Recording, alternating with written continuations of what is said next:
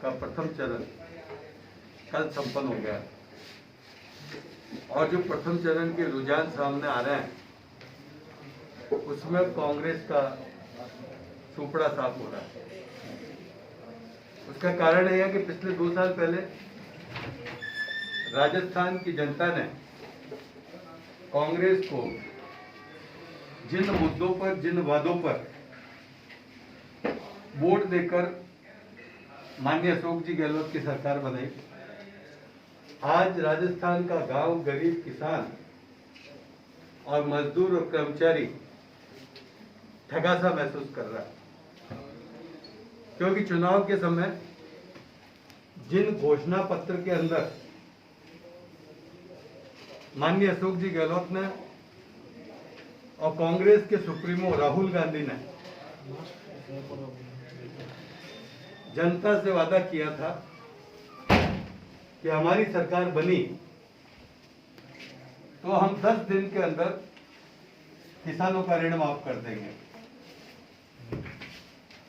किसानों का ऋण तो माफ नहीं हुआ, लेकिन भारतीय जनता पार्टी के शासन में जो प्रति बिल 833 रुपए की सब्सिडी मिलती थी, वो सब्सिडी जरूर खत्म कर दी। इसके साथ साथ उन्होंने बेरोजगारों, शिक्षित बेरोजगारों से यह भी वादा किया था कि हमारी सरकार बनी तो 3500 रुपए हम बेरोजगारी भत्ता देंगे। वो भत्ता भी कहीं दूर दूर तक नजर नहीं आ रहा। इसके साथ साथ राजस्थान की जनता से ये वादा किया था कि हम आएंगे तो बिजली की दरों में वृद्धि नहीं करेंगे।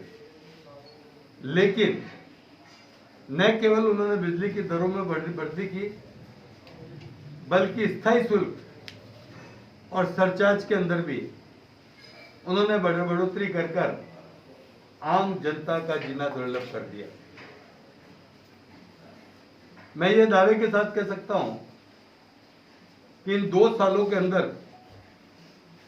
गांव, गरीब और किसान त्राहिमाम है। किसानों की खाद और यूरिया के दाम बढ़ाए गए और जो कृषि उपज मंडी पर 2% का जो टैक्स का भार लगाया, वो भी किसानों के ऊपर एक भार पड़ा। और प्राकृतिक आपदाओं में भी किसानों को कोई राहत नहीं दी गई।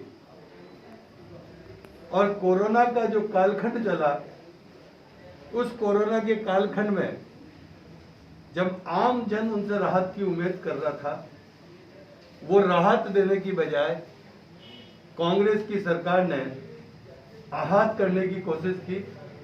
और यहां तक कि केंद्र सरकार के द्वारा जो राहत सामग्री और जो सुविधाएं आ रही थी, उसको भी देने में नाकाम रहे और राशन के अंदर भी उसका कांग्रेसीकरण कर भेदभाव किया। इससे जनता में एक जबरदस्त रोष है।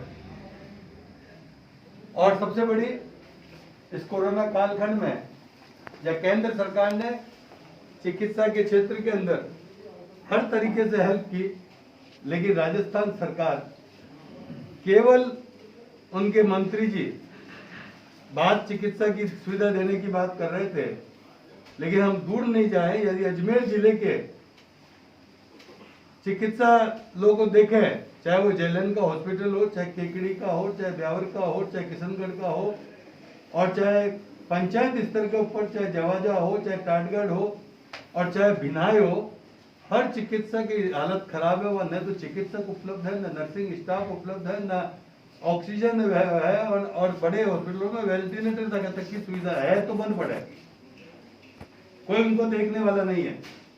और जो मुख्यमंत्री रात को उसमें जो दवाइयां उपलब्ध कराई जाती है, वो दवाइयां तक उपलब्ध नहीं है और लाखों रुपए के घोटाले सामने नजर आ रहे हैं।